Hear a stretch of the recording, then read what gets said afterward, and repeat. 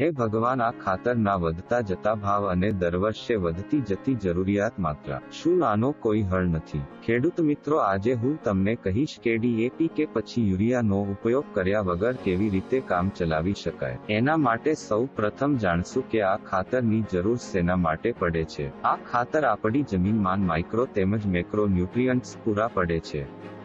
પરંતુ અગર આપણા ખેતરમાં કાર્બનનું પ્રમાણ ઉપલબ્ધ છે તો તેમાં કોઈ ખાતરની જરૂરિયાત રહેતી નથી, જે માઇક્રો તેમજ મેક્રો ન્યુટ્રિયન્ટ્સને હુમસ ઉપલબ્ધ કરાવે છે.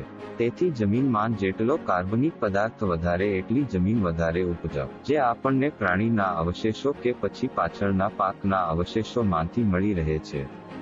તેને સારી રીતે અને જલ્દીથી સડાવવા માટે ministry of agriculture and farmers વેલફેરના અંડરમાં આવેલું national centre of organic farming દ્વારા બનાવવામાં આવેલું વેસ્ટ કમ્પોઝર લઈ શકાય છે, જે લગભગ મફતના ભાવથી મળે છે અને તેમનો મલ્ટીપર્પોઝ ઉપયોગ કરી શકાય છે, જેમ કે દરેક પ્રકારના બિયારણને બીજ સંસ્કાર પહેલા સ્પ્રે દ્વારા ભીંજવ્યા બાદ 30 મિનિટ છાયામાં સૂકવ્યા બાદ ઉપયોગ લેવું. પેસ્ટ કે ડિસીઝ કંટ્રોલ માટે 1:3ની માત્રામાં સ્પ્રે દ્વારા ઉપયોગમાં લઈ શકાય. ત્યારબાદ પોસ્ટ હાર્વેસ્ટને ડીકમ્પોઝ કરવા માટે લઈ શકાય, જેમાં 1 એકરે 200 લિટર ડીકમ્પોઝ મળે રીતે પાણીમાં છોડી શકાય. આનો ઉપયોગ કરવાથી ગેરંટીથી પાકની ગુણવત્તા અને માત્રામાં વધારો આવે છે, જમીનની ગુણવત્તામાં વધારો કરે છે, ખાતરના ઉપયોગ કરવાની જરૂર રહેતી નથી, તેમજ પેસ્ટિસાઇડ અને ફંગીસાઇડ્સ તરીકે વાપરી શકાય છે. હવે મહત્વની વાત કરશું વેસ્ટ ડીકમ્પોઝરની બનાવટ.